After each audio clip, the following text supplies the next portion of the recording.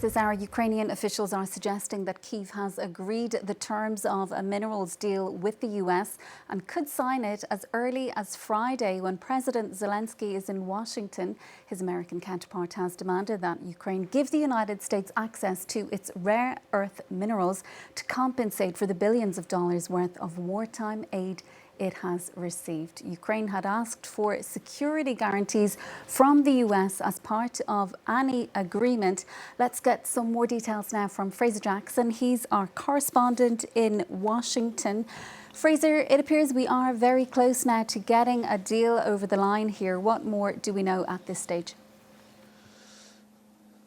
So we're still awaiting official confirmation from the Ukrainians that they have indeed accepted the terms of this deal. I'm reached out to a couple of sources in the Ukrainian government as well, who are still getting back to me. But it is widely reported now by a couple of news agencies citing sources with knowledge of the deal that this mineral deal between the US and Ukraine is going to be signed, and that Zelenskyy will be coming here to DC on Friday to sign that deal. Now, the last draft of this deal that we saw was seen by the Axios news agency, and in it the US expresses its desire to keep Ukraine, quote, free, sovereign and secure. Now, it calls for the establishment of what's being called a reconstruction investment fund that will be co-managed by the US and Ukraine. In the agreement, it says the government of the United States of America intends to provide a long-term financial commitment to the development of a stable and economically prosperous Ukraine. It also adds that the fund will be designed so as to invest in projects in Ukraine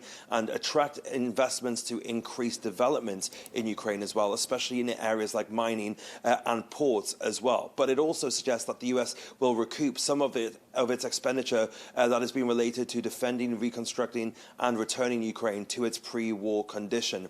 Now, of course, there's no mention in there at the moment of security guarantees, but it's understood from a couple of sources that I've spoken to that basically the way this is going to work, and that the way that the Europeans want this to work, is that this mineral deal will be the kind of wider anchor that will keep the United States interested and invested in Ukraine to ensure that any further aggression from Russia is not a viable path. So the idea is that they want to get a ceasefire in place in the immediate term just to stop the fighting, at which point there will be European peacekeepers on the ground in Ukraine. Sources that I'm talking to say that this is still a very, very early stage of discussion and that there's not really much meat on this bone at the moment yet as to how this will look. But of course, Vladimir Putin, according to Donald Trump at least, has said that he's okay with European peacekeepers being on the ground in Ukraine. And I think that came as a surprise to everybody when Trump said that in the Oval Office on Monday. So there is still some fleshing out of how this deal will actually be implemented and the meaning of it. But the idea here for Ukraine is that they keep the US interested in interested in staying in Ukraine, and that will stop any kind of Russian aggression.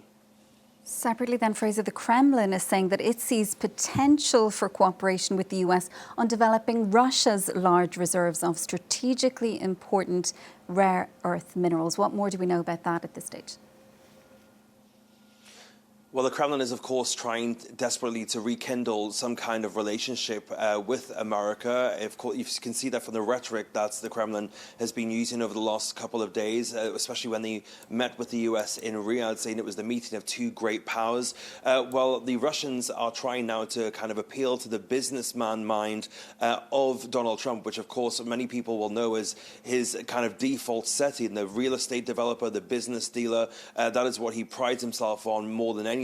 So they're trying to appeal to him with a better business proposal, effectively, by saying that Russia has more significant rare earth minerals resources than Ukraine does. A lot of Ukrainians are actually also in that war-torn region in the east that has been which has been occupied by Russian forces at the moment. So Vladimir Putin then maybe dangling the carrot here before Donald Trump to see whether he'll bite at this and potentially walk away from the Europeans. But the Europeans are, of course, hoping that this deal in Ukraine is enough to make sure that the US stays on their side and doesn't do any kind of economic dealings with the Russians.